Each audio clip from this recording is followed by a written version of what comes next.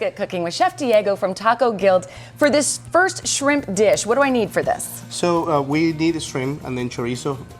So what we did early, we opened the shrimp and stuffed it with the chorizo. And we have So you kind of like butterflied the shrimp? Butterfly the shrimp. Okay. And then put a little bit of chorizo inside and we have it in the oven. Do you want me to grab it for you? Yeah, that'd be great. And how long do you cook it in the oven for? Cook it in the oven for about 6 minutes at 350 degrees. Is the chorizo cooked before I put it in the oven? No, everything should cook together. Okay.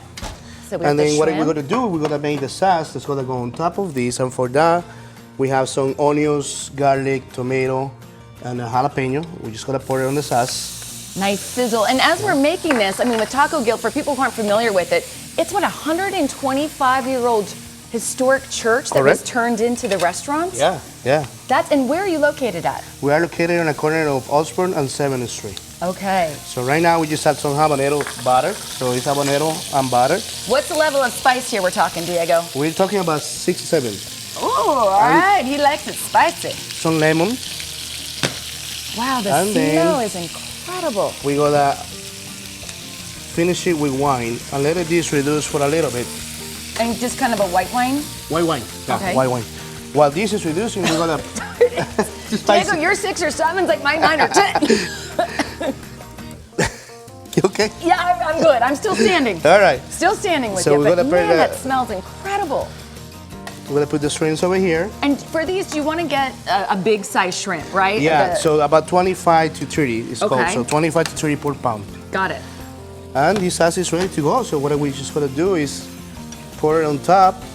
And are you serving this as an appetizer on the new menu this summer? As an appetizer, yes. And that's like the perfect size. You can split it with someone or 4 people, but every bite, it looks insane. And we just gotta finish it with manchego cheese. Oh, little Spanish cheese. Oh, that looks delicious. And micro cilantro. Add some pretty greenery. Yeah, this will bring like the fresh flavor in the end, crispy, kind of sour as well. Now I'm realizing why you're voted one of the best new Mexican restaurants in the country, because this looks absolutely incredible and just delicious. When we come back, what are we going to be making? We're going to be making a seared duck